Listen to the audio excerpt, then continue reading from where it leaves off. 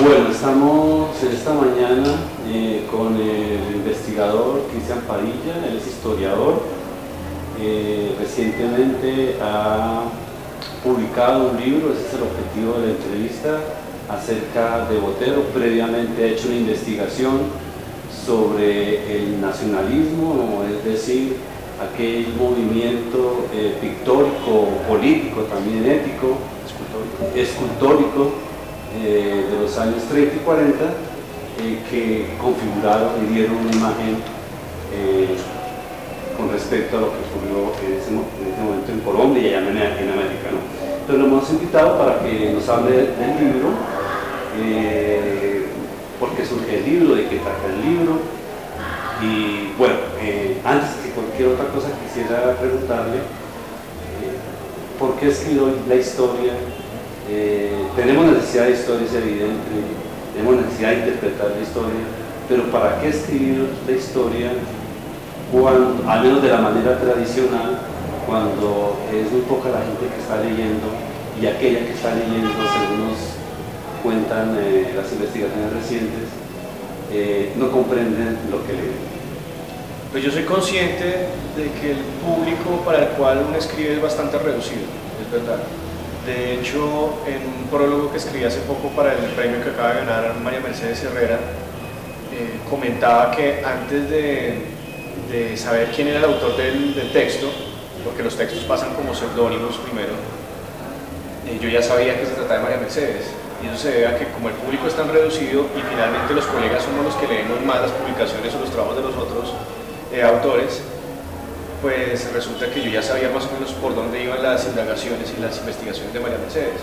Entonces escribí como algo así, algo por el estilo. O sea, nuestros temas de investigación son para públicos reducidos, básicamente en una gran parte son para nosotros mismos como autores. Esas investigaciones que ellos realizan complementan de alguna manera el trabajo que también viene uno haciendo. Y entonces ya sabía que se trataba de María Mercedes porque ella venía trabajando sobre la emergencia del arte conceptual en Colombia, y cuando me encuentro con el texto de ella es sobre un artista que ella también busca revelar, un artista inédito en el campo colombiano, que es Gustavo Sorzano.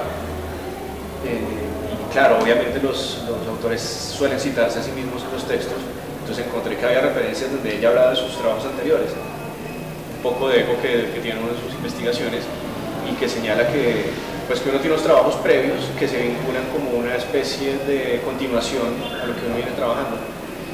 En esa medida, pues eso, creo que este trabajo que acabo de publicar es una continuación de investigaciones anteriores, y muy especialmente la que tú estabas comentando al principio, que es La llamada de la tierra del nacionalismo en la escultura colombiana, que se publicó en el año 2009, aunque es el premio de ensayo de historia del arte del año 2007, se demoró en publicarse como 2 años.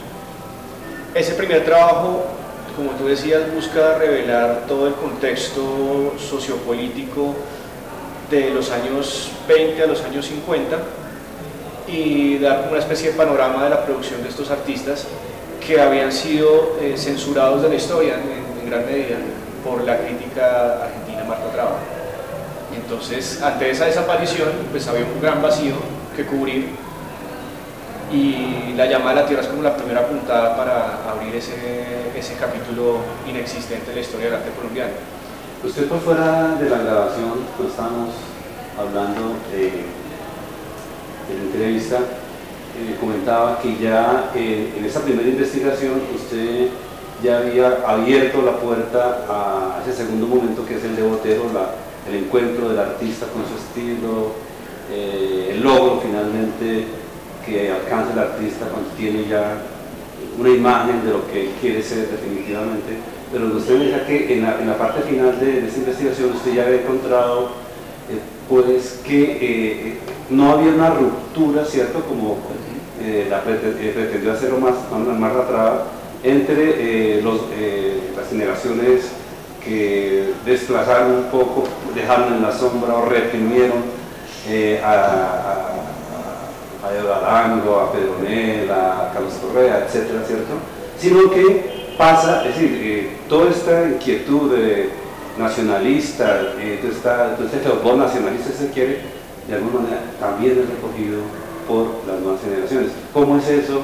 ¿Y cómo encuentra usted eso en el arte de los años 50 de las nuevas generaciones? El libro de La llamada de la tierra está dividido en tres partes.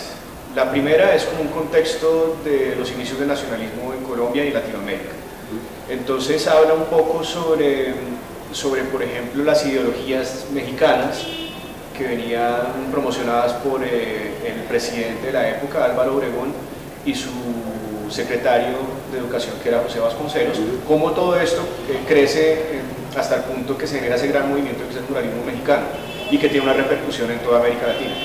De la misma manera, entonces, indago muy brevemente en otro tipo de nacionalismos en Latinoamérica, por ejemplo, el de Mariátegui en Perú, y bueno, cómo todos estos nacionalismos terminan confluyendo y de qué manera generan una influencia en Colombia, especialmente eso, el caso de Vasconcelos como ideólogo, Mariátegui en Perú, y se genera entonces acá un movimiento nacionalista por parte de intelectuales antes que de artistas, como es el caso de Germán Arciniega, de Jorge Zaramea, etc. Esa es la primera parte del libro. La segunda parte ya empieza a hablar de los artistas, un panorama de los artistas donde se hace mucho énfasis en la figura de Rómulo Rosso, que es el primer artista en hacer una ruptura tajante con la academia, y entonces desde París hace la Bachó en 1925, que señala el momento de apertura para un nuevo lenguaje artístico por parte de los artistas de los años 20, 30 y 40. La última parte del libro tiene que ver, o se pregunta, el objetivo de esa última parte es por la censura que tuvieron estos artistas. Entonces, la llegada de Marta Traba a Colombia es más o menos en el año 54, si no recuerdo mal ahora, 54, 55, y con ella entonces empieza una sistemática crítica destructiva en contra de ellos, hasta que para el año 60, 58 y 60, se generan unas polémicas tan fuertes que ella lo que hace es cortar completamente con ese contacto que tenía con estos artistas y consolida a su propia generación a la cual pertenece Enrique Grau, Carlos Rojas, Fernando Botero, Guillermo Wiedemann, Edgar Negret, Ramírez Villamizar. Entonces, para ser consecuente con su propio discurso y para hacer esta ruptura más evidente, lo que hace Marta Traba es un discurso en el cual señala una ruptura tajante entre esta generación nueva que ella está promocionando y la de los nacionalistas que la anterior. Eso se hace más evidente aún cuando uno recuerda que una de las primeras historias de arte colombiano escritas es la historia abierta del arte colombiano de Marta Traba. Una historia que es de 500 páginas, a la cual a los nacionalistas les dedica un párrafo. Entonces esa es la parte que más me llamaba la atención de esta investigación. Cómo ella salta de Andrés de Santa María hasta el año más o menos 20, hasta la llegada de Obregón a Colombia, como en el 48, 47. Imagino que en Santa María sí se despliega. Por supuesto, sí, es un capítulo bastante extenso sobre Santa María. Y luego entonces dice, los artistas que están trabajando después de Santa María hasta Obregón no vale la pena nombrarlos, son artistas malísimos, su pintura no vale la pena comentarla, saltemos a Obregón. Entonces, claro, en un libro de 500 páginas donde se promete hacer una historia del arte colombiano, uno se encuentra con un párrafo de 30 años. Es no sé cómo decirlo, pero me parece que lo que ella señala está bastante grave. Podríamos decir. Sí, porque fueron 3 décadas las que ella borró. Por supuesto, habían intereses personales detrás de esta forma de escribir la historia, y ella ya había ganado cierto poder para esa época. Entonces, sobre todo poder internacional, así que lo que ella escribiera se iba a ver por fuera. Esa es la razón por la cual los artistas que ella promueve van a tener una apertura a círculos comerciales de la cual no van a gozar los nacionalistas nunca. Bueno, pero ¿cómo pasa el discurso? Porque es decir, lo interesante es que lo que usted nos está contando, lo que está demostrando, es que no hay tal ruptura, que hay un tránsito en esas maneras de pensar que recogen y que hacen mella y que influyen de alguna manera en la nueva generación que supuestamente hace una ruptura radical. Sí, son dos cosas. Bueno, estaba señalando, pues, la presencia de Marta Traba es tan importante en Colombia en la medida en que sube una generación muy importante, muy valiosa, y censura una que también era muy importante, a partir de ese discurso de que es una ruptura a la cual los artistas nacionalistas no debían ser vistos, no eran de gran importancia, a diferencia de los que ella promovía. Y entonces ella muestra o intenta señalar que estos artistas no generaron ninguna influencia en el arte colombiano. Lo que yo hago en una parte del libro es mostrar dos versiones distintas. Por una parte es cómo los artistas al ver su producción en peligro, pues porque no iba a entrar a los mercados comerciales como lo hace la generación de Marta Traba, entonces cambian todo su lenguaje plástico. Entonces los nacionalistas empiezan a volverse abstractos, empiezan a volverse obregonianos, eso como para el año 58. Entonces uno ve, por ejemplo, obras de Acuña que no tienen nada que ver ni con lo indígena ni con lo precolombino, sino que empiezan a hacer ese tipo de pintura de planos geométricos cortados al Obregón. Así, una asimilación de la época. Sí, o sea, pero para poder agradar, digamos, el nuevo ojo, para pasar nuevamente como artistas juveniles en un momento en que los están censurando por ser artistas ya conservadores. Entonces José Domingo Rodríguez a los 60 años se vuelve abstracto, Miguel Sopó tiene un momento también de abstraccionismo en esa época. Y por otra parte lo que muestro es, o sea, si por un lado es cómo los artistas viejos empiezan a volverse abstractos para permear dentro de ese discurso, lo que muestro es por el otro lado cómo los artistas jóvenes sí venían influidos de la generación anterior. Entonces, lo primero que señalaba Marta Traba es que eso del cuento de lo precolombino y la influencia del muralismo mexicano ya estaba muerta y no tenía ninguna gran importancia. Un discurso que impactó a la crítica, y todavía no impacta a la crítica. Recuerdo que también Eduardo Serrano reproduce un poco esa tesis, ¿no?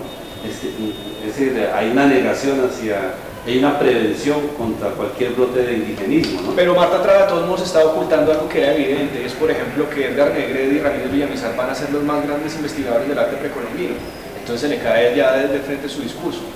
Desde el año 58, por ejemplo, ya Ramírez Villamizar estaba indagando en el arte de la orfebrería, entonces aparece el mural del Dorado, que está obviamente basado en la orfebrería muisca. Después Negret va a hacer también indagaciones en lo precolombino, las serpientes emplumadas, viendo lo que aparece en Teotihuacán, escultura lítica maya. Y el caso de Botero también encontré que, pues primero que todo, que él hacía parte, él era el artista más joven de esa generación, porque él nació en el 32, a diferencia, digamos, de la mayoría que eran nacidos en los años 20. Y la influencia se sentía, creo que más fuerte que en el caso de Obregón, otros artistas, en la medida en que él había sido criado y había tenido su primera parte de formación en Antioquia, y en Antioquia el estandarte del arte era Pedro Gómez y también Ignacio Gómez Jaramillo. Entonces la primera parte de la formación de Fernando Botero es evidente que hay una influencia directa de esto, pero además la consolidación del estilo de Fernando Botero, de las formas voluminosas, de eso que él llama la sensualidad de la forma, es a partir del encuentro con la lítica tolteca que encuentra en México, San Agustín, que lo hace evidente en algún momento la misma Marta Traba, además, cuando gana el premio de pintura con la Cámara de Lisposi, encuentra que estos personajes sufren de, ¿cómo es que dice ella?, de macrocefalia. Y entonces uno compara esas figuras que son macrocefálicas, sin cuello y robustas, con una figura de San Agustín y encuentra que es la misma forma. Y por otro lado, el mismo Botero tiene una anécdota y es sobre el momento en que él encuentra los caballitos de Ráquira en la casa de Ignacio Gómez Jaramillo. Entonces dice, yo ya estoy haciendo la experimentación del volumen en cuanto a los objetos, porque la primera parte de la indagación por el volumen la hace a partir de los bodegones, pero después empieza la pregunta, estos objetos necesito que alguien los pueda utilizar. Es decir, si ya creé los objetos, necesito ahora los personajes para que el mundo boteriano sea coherente. Y entonces el encuentro con los caballitos de Ráquira es una de las primeras puntadas con las cuales Botero consolida su estilo. Muy bien, maestro Cristian. Usted abre su libro con una cita de Botero, una pregunta que le hacen a Botero, y le dicen, ¿por qué la desproporción? Botero contesta, la historia del arte es la historia de la desproporción. Yo estaba escuchándolo, yo estaba analizando qué tan pertinente es seguir insistiendo en esto del volumen, que es como los conceptos tradicionales clásicos en la hermenéutica de la obra de Botero, cuando él nos da aquí como unas pistas, que usted la recoge, la ve muy bien, la recoge acá, y que lo que él está pensando, lo que él está mirando con respecto a su obra y con respecto a la historia del arte es la desproporción, que sería otra cosa, que sería muy contemporáneo en ese sentido. Ese sería un artista que está desbordando las estéticas clásicas, las estéticas de la armonía, ¿cierto? Y está desbordando la misma forma, ¿cierto? Entonces no sé si por ese lado podríamos encontrar una línea hermenéutica que nos construyera un Botero diferente a aquel que se ha construido y que se ha trivializado, como usted comentaba, por fuera de la cámara, hasta el exceso de decir es que solamente pinta gordas y todo lo pinta gordo, es una repetición, ¿cierto? Cuando hay una riqueza y cuando hay todavía una vigencia en su estilo. Entonces no sé si podríamos, no sé cómo lo ve usted, salirnos de ese marco teórico de la volumetría, porque es lo que uno escucha de muchos historiadores, a esta cuestión de la desproporción. Si uno lo puede poner más filosófico a la búsqueda de lo sublime, ¿no? Porque la desproporción es eso. No sé si nos complicaríamos mucho. No, lo que pasa es que la pregunta con la que inició el libro de Botero es una pregunta que le hacen a él en el año 64, si no estoy mal, no recuerdo ahora de dónde proviene la cita, pero es una pregunta que abre muchas posibilidades para entender la obra de Botero. ¿Por qué la desproporción? Y él responde, la historia del arte es la historia de la desproporción. No hay sino que mirar el panorama general de la historia del arte para darse cuenta de eso, desde el Renacimiento. Y, por ejemplo, por el Renacimiento es donde estaría una de las primeras respuestas. ¿Por qué la indagación por el volumen, por la forma? Botero se encuentra con uno de los textos sobre los pintores florentinos de Berenson, y entonces se fija especialmente en una teoría de Berenson que se llama la de los valores táctiles. Cuando él habla de los valores táctiles, señala cómo algunos artistas de este periodo buscaban llegar a la tridimensionalidad, y especialmente si uno pone el ejemplo de Paolo Uccello o Giotto. Si uno mira a Giotto en su contexto, Giotto era un artista que, por la ruptura que generó, yo creo que era visto en su momento como un artista que hacía cosas en 3D. La imagen que generaba Giotto era bastante realista. Hay que mirar algunas obras dentro de las capillas en las cuales él hacía como trompe-l'œil, como este tipo de trampas a la mirada, en la cual el espectador que entraba a la capilla se perdía porque pensaba que había una profundidad detrás de la pared, y no, resulta que era un juego de perspectiva generado por Giotto, de una perspectiva primitiva, porque todavía no existía la perspectiva. Entonces, y luego lo señala con Paolo Uccello. Paolo Uccello es un artista de generar ese volumen de una manera exacerbada, desproporcionada. Pero más que el volumen, el volumen del problema no es el espacio, la conquista del espacio, es claro, el descentralizar la composición plástica y ponerla en un espacio concreto, ¿no? Claro, pero sobre todo en este caso era con el fin de engañar la mirada. Sí, claro. Eso sí es clave. Por supuesto, en el caso de Botero no interesa engañar la mirada, y por eso es que digo que la pregunta abre varias posibilidades. Por un lado digo que es la del Renacimiento, porque es una de las inquietudes que marca el inicio de la producción de Botero, la del encuentro con la sensualidad del volumen, que es como la sensualidad de la línea curva. Por otro lado es la desproporción. Cuando hablamos de la desproporción, sobre todo en el contexto de Botero, que es los años 50, me parece que Botero está absolutamente conectado con la nueva figuración que está sucediendo en esos años. Entonces, Botero, ¿en los 70? En los años 50. Entonces, Francis Bacon está mandando la parada claro, los artistas más importantes, tal vez el pintor más importante de esa década. Sí, claro. ¿Y qué es lo que está haciendo? O sea, no solamente está desproporcionando, sino que está desfigurando, está descarnando la forma humana. Y eso es lo que empieza a hacer Fernando Botero. O sea, no solamente es la desproporción, sino también es coger el cuerpo, mutilarlo, abrirlo, destruirlo en gran medida. Y por eso entonces me parece que Botero era un artista vanguardista en su momento, era de los primeros artistas que estaba haciendo eso en Colombia y en Latinoamérica. Entonces habían unos artistas pares, digamos, dentro de las mismas intenciones, que era José Luis Cuevas en México, Jacobo Borges en Venezuela y Luis Felipe Noé en Argentina. Artistas que estaban cada uno en una punta, pero estaban indagando sobre las posibilidades de hablar de el cuerpo desde una nueva figuración, alejados completamente de lo académico, proponiendo una línea nerviosa que tenía mucho que ver con el zeitgeist de la época, con una desilusión frente a lo político y muy especialmente en Latinoamérica, basado por supuesto en lo que estaba pasando en Inglaterra y seguramente también alineados en cierta medida con el muralismo mexicano, porque el muralismo mexicano ya proponía una desproporción.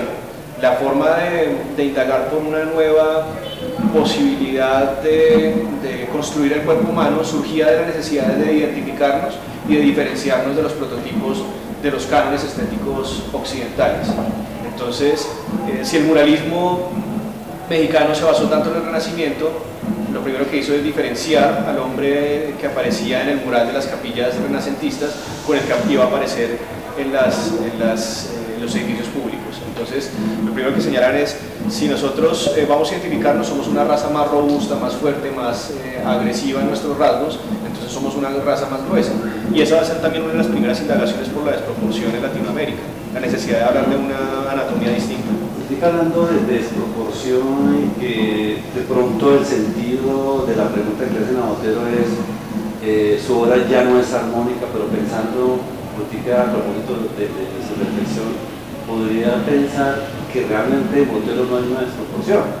Uno podría decir hay una armonía, ¿cierto?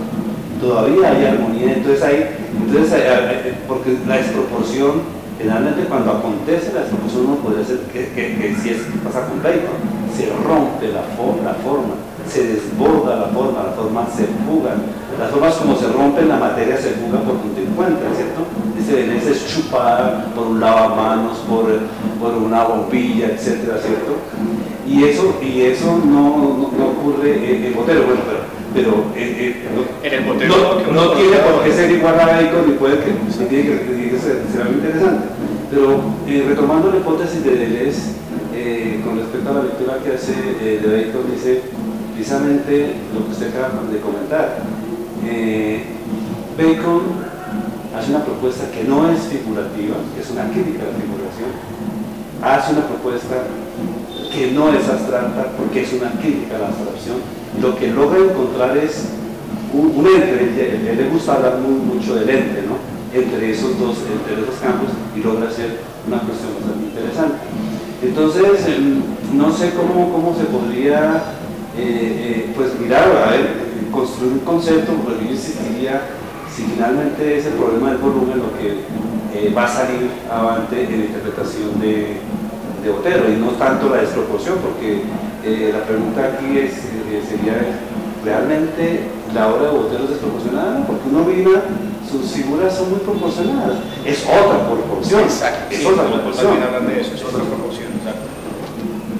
Pues entonces no sé cómo lo podríamos, y a partir de qué momento, porque la pregunta en torno al volumen en el caso de Botero surge desde el inicio de su producción, es decir, Botero aparece desde el principio con un interés que no iba por ningún lado hacia lo académico. Entonces los primeros trabajos que uno conoce de Fernando Botero de sus 16 años, cuando empieza a trabajar como ilustrador en el Colombiano, son trabajos donde ya está explorando el volumen. Es decir, que dentro de, digamos, una estética conservadora, él era un mal pintor para su momento, o un mal dibujante, porque no tenía ese tipo de rigor para ceñirse a los cánones clásicos.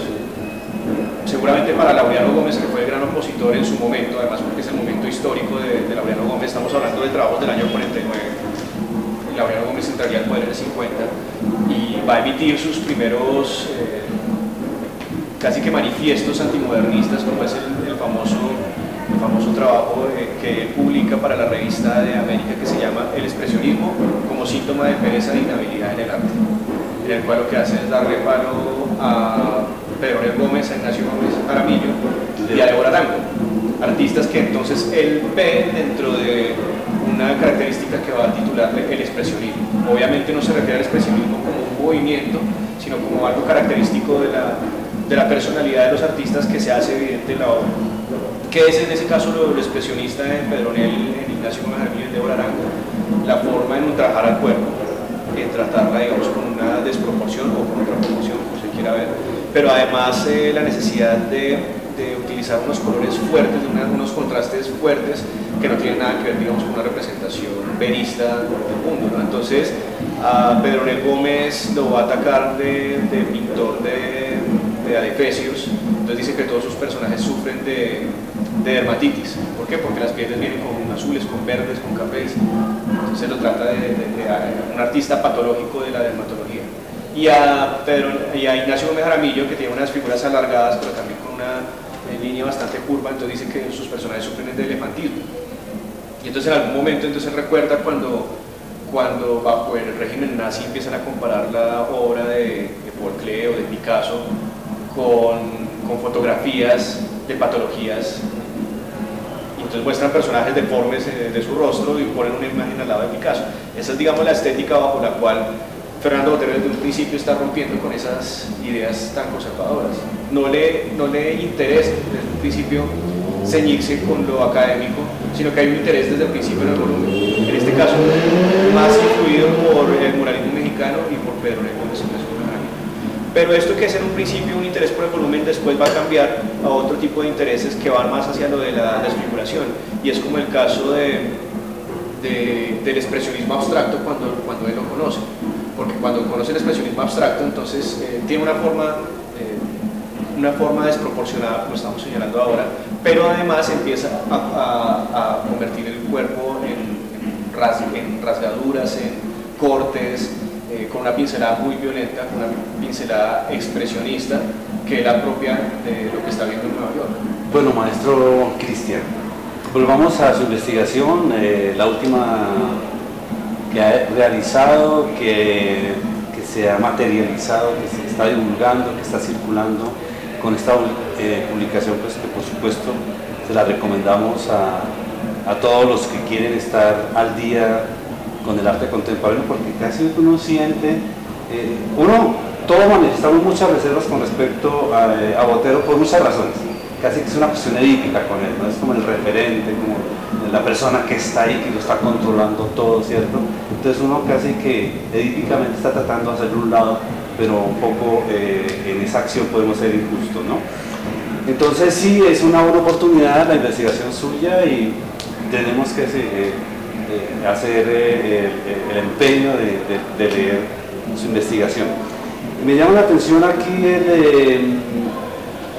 uno de sus capítulos en donde usted habla del expresionismo y feísmo, y lo quería relacionar con lo que veníamos hablando, ¿no? Como con estos modelos hermenéuticos, interpretativos, para hacer vibrar la historia, para que la historia nos diga algo diferente, sino que no sea la repetidera, porque no le necesidad de hacer investigaciones, ¿cierto? Y quería como mencionar estos hitos que muestra Gombrich con respecto a la evolución de la comprensión del oficio del artista, en el sentido que él decía que el egipcio pintaba lo que sabía, no tenía que mirar el mundo, ¿cierto? Ya sabía cómo era el mundo, ¿cierto? Había formas eternas que no podía modificar, mucho menos. Hay una modificación en la percepción griega, porque ya el griego no sabe, siguiendo a Sócrates, él sabe que no sabe, entonces había que ver el mundo, abrir los sentidos al mundo, ¿cierto? Y después en el medioevo, en donde tenemos un monje, ¿cierto?, que siente el mundo, ¿no? Ya no es lo que sabe, ya no es lo que es, sino como siente el mundo. Y usted aquí en uno de sus capítulos habla de expresionismo. Uno podría decir que hay un sentir el mundo en ese expresionismo de Botero, o qué otro elemento podríamos encontrar para hablar de ese estado de ánimo que genera las inquietudes del artista. Cuando tú estás hablando ahorita de Gombrich y del arte egipcio y del arte medieval, creo que ahí es donde empieza uno a profundizar sobre la idea del estilo. Se trata de unas características que rigen la producción o la creación de un grupo, y que entre más atrás vayamos, se trata de movimientos temporalmente más extensos y geográficamente más localizados. A medida que vamos avanzando en el arte del siglo XIX y del siglo XX, encontramos que los movimientos y el estilo que ellos van generando es cada vez más corto, hasta que en el punto del siglo XX cada artista tiene su propio estilo, cada artista es un movimiento propio. Eso también se ha comentado mucho a lo largo de la historia, como en el siglo XX cada artista es un movimiento. Sin embargo, a mí me causa mucho la inquietud del término expresionismo, porque el expresionismo también surge como un concepto para determinar un grupo de artistas, especialmente de los años 20 en Alemania. Y después cuando surge un revival de estos artistas en los años 50 y 60, ya no se puede utilizar la misma palabra expresionismo porque no la puede categorizar cronológicamente. Ya hubo un expresionismo, entonces ahora este tendría que ser un neoexpresionismo. Entonces creo que para ese punto el expresionismo deja de ser un movimiento para convertirse más bien en una característica propia del arte del siglo XX. Entonces, y eso es lo que sucedía, por ejemplo, cuando estábamos hablando no es una moda, es más fundamental. Es parte de la personalidad, ¿no? Y que se hace evidente en la producción del artista. Entonces, lo que estamos hablando ahorita de Laureano Gómez se atreve a utilizar la palabra expresionismo para señalar la obra de Pedronel, de Ignacio Gómez y de Débora Arango. Me parece que la utiliza bien en ese sentido, pero él es consciente de que ya no se trata de que está hablando de unos artistas alemanes de los años 20, sino que está hablando de unos artistas colombianos de los años 40. Me parece que lo utiliza bien en el sentido de que está hablando de unos artistas en los cuales es evidente una ruptura con la academia y que surge a partir de su personalidad y de su interés por hacer evidentes sus propios gestos individuales en la pintura. Lo que pasa con Botero es exactamente eso. Botero empieza a indagar a partir de numerosas influencias hasta que va encontrando su propio estilo. Lo que sucede es que además Botero se va a vincular en cierta medida con lo que está sucediendo con las vanguardias extranjeras y muy especialmente con las norteamericanas. Y ahí es donde veo un gran valor vanguardista en Fernando Botero, a partir de lo que tú estás señalando ahorita. Hay mucha gente que le tiene tedio a Botero porque lo ha visto repetirse entre comillas durante décadas. Y nunca nadie, bueno sí, claro que muchos lo han hecho, pero tal vez a escondidas, decir que Botero es un artista vanguardista en su momento. Por supuesto, Botero es el primer artista colombiano que hace una ruptura con las vanguardias europeas y con el muralismo mexicano. Es decir, mientras todo el mundo estaba apuntando para irse a estudiar a México muralismo, o si no, entonces todos estaban yendo a París a buscar a Picasso 50 años después del cubismo, Botero dice, no, pues vamos para Nueva York. Y en Nueva York se encuentra con algo que es absolutamente nuevo para él y para los colombianos, como el expresionismo abstracto y el arte pop. Entonces va a ser el primero en traer esas vanguardias a Colombia. Y Botero es evidentemente que tampoco se comenta, porque cuando ha escuchado usted que se comente la influencia de Fernando Botero en el arte colombiano. Pero Fernando Botero es el que abre la posibilidad a un neoexpresionismo o a una nueva figuración en el arte colombiano. Él es el que abre las puertas en el 58 al ganarse la Cámara de Glisposi con estos personajes que están absolutamente bajo esa pincelada violenta, estridente. Le abre las puertas a artistas como Carlos Granada, como Augusto Rendón, como Gian Grandi en sus primeras etapas, incluso por ejemplo el mismo Luis Caballero, y de alguna manera también por ejemplo la primera producción de Beatriz González, que uno también encuentra que es una producción llena de unas pinceladas, unos brochazos bastante fuertes. Él abre esa nueva perspectiva, cuando todos estaban mirando todavía el muralismo mexicano, algo que Marta Traba estaba ya haciendo fuerza para que decayera ese tipo de influencia, y Obregón trayendo un cubismo trasnochado 30 años después, Botero abre las puertas para que se empiece a mirar Nueva York. Y bueno, me parece que desde ese punto de vista hay que encontrar también un Botero vanguardista que hay que evidenciar, y esa es la tarea también de este libro, ¿no? Cuando se ha hablado tanto de Botero y cuando se ha escrito tanto de Botero, la gente ya empieza a tener una acumulación de estas formas que la reconoce en cualquier lugar del mundo, y la gente empieza ya a generar una reacción en contra de eso por el mismo bombardeo de pronto mediático de las imágenes, pero no se encuentra con la pregunta de dónde surgió eso, que es la que busca el libro. Lo que yo veo por su exposición, por su libro, por sus intereses, es que hay un problema no solamente con la lectura de la historia, que por eso que comenzamos la entrevista, que pues no leemos historia porque somos el mono, ya nos convertimos en otro tipo de mono, ¿cierto? Mono que es puramente visual, que ya no tiene gramáticas para armar, para interpretar la realidad, sino que somos otra persona. Pero también, digo yo, por otro lado hay un problema con la escritura. Pregunto, ¿no? Yo podría plantearlo como una hipótesis, pero mejor lo pregunto. ¿No hay un problema también en la manera de escribir la historia? ¿No hay un problema también en la manera de hacer crítica, si hay crítica? Porque sabemos que la crítica pues desapareció, ¿cierto? Por otro fenómeno que no es del caso en esta entrevista. Pero volviendo al problema de la historia, ¿será un problema de la historia? ¿Será un problema de cómo estamos contando esa historia? ¿Será que quienes leen no ven nada, ven ese? Es decir, el que se repite no es Botero, el que se repite es el discurso sobre Botero, y el problema no sería tanto Botero como lo que se escribe sobre Botero, porque de lo que yo le decía, esa insistencia desde Marta Traba que lo central de Botero es el volumen, el problema del volumen, que es una cuestión objetivista, y de pronto Botero, como usted nos lo está planteando, nos lo está descubriendo, nos lo está presentando, pues un historiador muy joven, de los más jóvenes de que hay ahorita, que contamos en el país, y está presentando una investigación a la gente joven, a sus generaciones, y decirle, mira, aquí hay un Botero todavía muy joven, que todavía nos puede decir mucho, pero hay que construir un discurso, ¿cierto?, diferente al que se ha construido con respecto a él. Y yo vería eso, no sé qué pensaría respecto a eso. El problema es la escritura de la historia. Yo creo que el problema es la lectura de la historia, porque la historiografía que se ha escrito en torno al arte colombiano ha dejado evidente que hay unos vacíos, pero lo que es imposible de comprender es cómo se deja que estos vacíos lleguen a durar 30 años sin que nadie los encuentre. Entonces el problema es que uno lee la historia, pero la lee superficialmente, de una manera muy somera, y no se hace nada al respecto, sino 30 o 40 años después, cuando alguien encuentra ese hueco.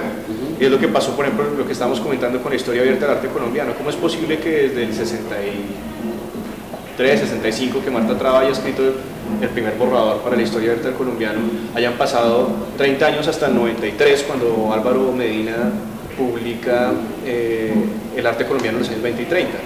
O sea, ¿qué pasa en esos 30 años que nadie se da cuenta de lo que está sucediendo? Esta es la obra que todavía, por ejemplo, se habla de un grupo generacional bajo el nombre de Bachuez. Tú has visto que yo siempre me he referido al nacionalismo, yo nunca comenté la palabra Bachuez, porque ese es otro de esos errores. El error es que todo el mundo le creyó a Luis Alberto Acuña cuando señalaba en su historia de la escultura en Colombia que él se había encontrado con Picasso y que Picasso les había jalado las orejas porque deberían estar mirando su pasado precolombino. Y nadie se había puesto a mirar si de verdad se había encontrado con Picasso y que a partir de ese momento habían surgido unos Bachuez, cuando era una versión absolutamente falsa y era una estrategia de Luis Alberto Acuña. Exacto. Pero entonces todo el mundo ya el encuentro no existió entre Acuña y... No existió. ¿De dónde salió la historia? Lo que sucede es que, y eso es por ejemplo uno de los puntos que yo reflexiono en el libro La llamada de la tierra, y es como Rómulo Rosso genera esta ruptura con la academia y hace una obra con intereses en torno a lo precolombino desde Francia en 1925, y luego él nunca regresa a Colombia. Tanto así que muere en México pasando sus enciclopedias como un artista mexicano. Mientras tanto, Luis Alberto Acuña regresa a Colombia en el año 29 o 30 a pintar manolas y a pintar sevillanas, con un discurso absolutamente distinto al que se le conoce, ¿no? O sea, es otro de Luis Alberto Acuña escondido que tampoco habría que juzgarlo. Y de un momento a otro entonces empieza a explorar, porque se encuentra con que el clima ideológico acá es tendiente a ser nacionalista, y solamente como 5 o 6 años después de ese encuentro con Rosso en 1925 empieza a hacer una obra que tiene intereses en torno a lo precolombino, y de ahí en adelante se vuelve el más ferviente defensor de un nacionalismo. Cada vez que lo entrevistan, entonces él va a señalar su interés por lo precolombino y por la mitología chibcha, etc. Y es hasta los años 60, hasta el año 65, cuando empieza a tener unas polémicas fuertes con Marta Traba, del 63 al 65, y que Marta Traba empieza también a escribir unas columnas críticas sobre la obra de Acuña, cuando surge la historia. Acuña, para poderse argumentar como un artista moderno, que es lo que Marta Traba no ve en ellos, entonces escribe la anécdota, además porque tiene la plataforma de escribir para la historia extensa de Colombia de Lerner, y lo contratan. ¿Por qué? Porque él había sido, en sus investigaciones lo habían nombrado miembro de la Academia de Historia, y aparte había sido director del Museo de Arte Colonial. Entonces digamos que tenía una reputación como teórico, entre comillas, que le permitió entrar a la plataforma de escribir una historia de la escultura en Colombia. Y en esa historia de la escultura en Colombia, lo que hace es empezar a hablar del mismo, ¿no? Entonces, fue en 1925 cuando Rómulo Rosso y yo, muy jóvenes, nos encontramos en París en una exposición en el Salón de... Exacto, total. Y entonces cuenta toda la anécdota y empieza a contar desde 1965 hasta la fecha de su muerte, que creo que es el 93, de ahí en adelante, cada vez que le hacen una entrevista a Acuña, todas las veces que le hacen una entrevista a Acuña, él dice, no, es que yo me encontré con Picasso. O sea, si uno va a validar su discurso moderno, ¿con quién mejor validarlo sino con el artista más importante del siglo XX? Y entonces esa es una forma para dejar callada a Marta Traba. Pero si uno mira las entrevistas de 1965 hacia atrás, de Acuña nunca nombró a Picasso, jamás lo nombró. ¿Qué pasa? La única forma de refutarlo era preguntarle a Rómulo Rosso, a ver si había sido cierto. Rómulo Rosso se murió en el 65, todo estaba perfectamente planeado. Crimen perfecto. Exacto. Entonces ahí es cuando él revive la palabra del movimiento Bachuez, que realmente le correspondía, fue a un grupo de intelectuales literatos que escribió 2 manifiestos en el año 29 y en el año 30 en El Tiempo, y se acabaron. Escribieron en el periódico con diferencia como un manifiesto del otro como de 3 o 4 meses y no se volvió a saber nada de ellos.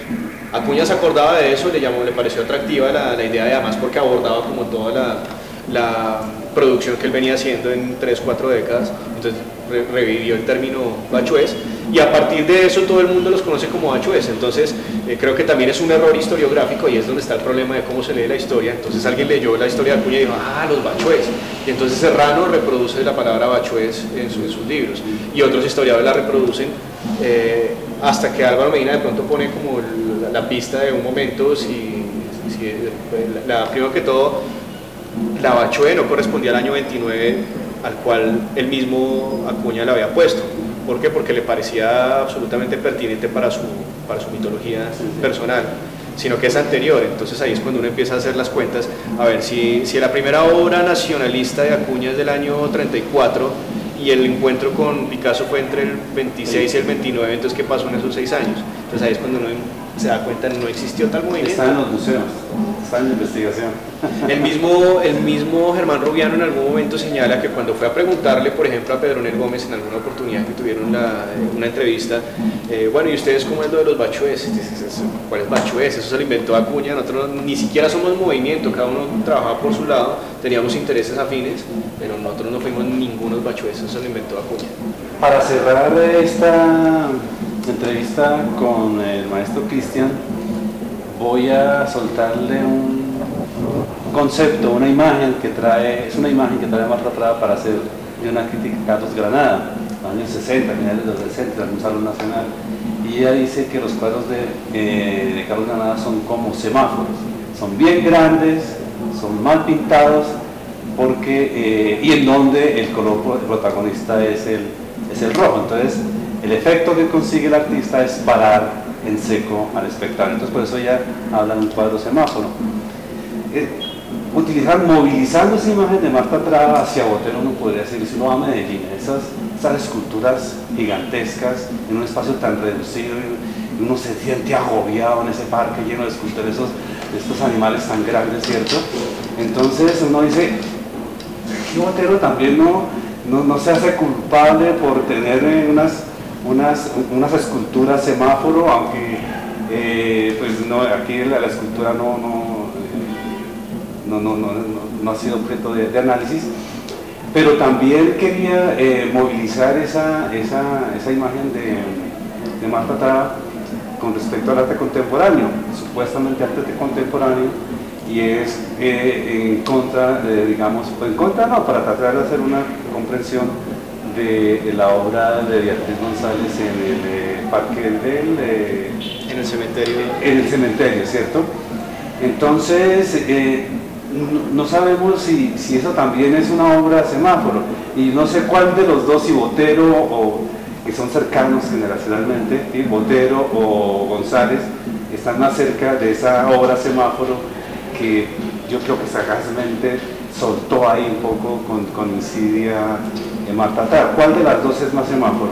¿Es este monumento megalítico, megalómano de González, ¿cierto? Para parar al espectador, para parar al curador, para parar a la crítica, para parar a la administración y proyectarlo como la gran obra maestra del siglo XX, o Botero con unas obras desproporcionadas. No sé cómo lo ve usted. Y ya para terminar. Muy comprometedora la pregunta, pero quiero decir 3 cosas. Una sobre Carlos Granada. Primero, claro, no se me hace nada raro, no conocía esta cita en especial sobre Carlos Granada.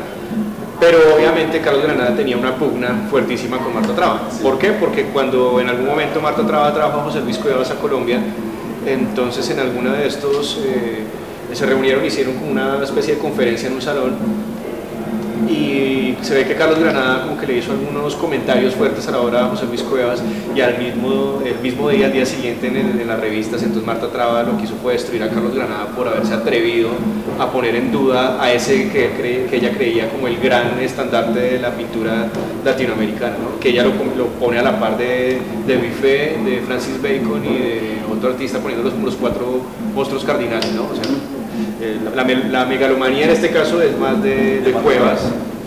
De Cuevas, bueno, de Marta Traba defendiendo a Cuevas. Tanto así que te devuelvo una cita de Marta Traba. Marta Traba dice: Carlos Granada sería un gran pintor, sería un excelente pintor si José Luis Cuevas no existiera, pero como José Luis Cuevas no existe, Granada no es gran cosa. En cuanto a Botero, lo que pasa es que esa monumentalidad era parte coherente desde el punto donde tenía que llegar. Cuando uno ve los retratos de los años, por ejemplo, del año 54, cuando empieza a crecer las formas, hay un punto donde los retratos, especialmente los retratos, empiezan casi que a desbordarse del formato del cuadro, que es algo donde podría uno hablar de la otra proporción. Entonces, un artista, digamos, como Epifanio Garay, hace perfectamente que un fondo negro armonice con el tamaño de un personaje de forma que sea mitad y mitad en el espacio, ¿no? Pero Botero hace que se salga casi que de la pintura. Iba a ser entonces coherente que Botero se encontrara con la pintura del expresionismo abstracto, porque por primera vez ve cuadros de unas proporciones que no se habían trabajado tanto en Colombia, cuadros de 4 metros por 3 metros, etc.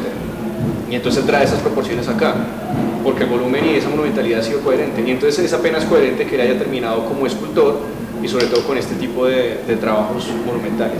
Y en ese caso entonces te responde la megalomanía, en este caso me parece más de Beatriz González, porque creo que lo que ella trabajó inicialmente como una intervención urbana, la está vendiendo algo como una obra maestra que no debe ser. Y en los últimos días en la prensa hemos visto cómo está vendiendo esa idea, y la está vendiendo ya internacionalmente. Y para nadie es un secreto que ella tiene un poder administrativo, de gestión, de autogestión, que no es extraño que lo esté haciendo. Lo que pasa es que no todo el mundo le cree, y obviamente en su momento se revalorará a Beatriz González, porque pasar también como una artista pop, como la gran artista pop latinoamericana en un catálogo de Andy Warhol, eso es también parte de una gestión propia que merece ser revisada y refutada. O sea que por ahí parece que va a ser la próxima investigación suya, las próximas aclaraciones a la historia, como nos ha aclarado aquí la historia de Acuña, que para mí es nuevo y además hasta bonito, ¿no? Es decir, cómo Acuña se inventa. Mira lo que tú dices, mira, ¿cómo pasa uno la historia? Escribiendo la historia. Sí. Eso es Beatriz González. ¿Cómo pasa uno la historia? Escribiendo la historia. Bueno, maestro Cristian, muchas gracias. Invitamos a todos los que vean esta investigación y esta entrevista a que compren el libro. ¿Dónde lo conseguimos? Creo que está ahora en todas las tiendas, ¿no? Sé que en este momento está obviamente en el Museo Botero, en las tiendas L.A. Cano, en una que se llama La Madriguera del Conejo, que es como por la 72 o algo así. Y más adelante va a estar desde internet para que la gente lo pueda comprar. Inicialmente que está en estas, creo que más adelante va a estar en Lerner también y en Tasha. Bueno, estupendo, muchas gracias. Bueno, entonces la próxima entrevista, cuando haya terminado su entrevista sobre la corrección a la historia del arte colombiano de la mano de Beatriz González. Bueno, gracias.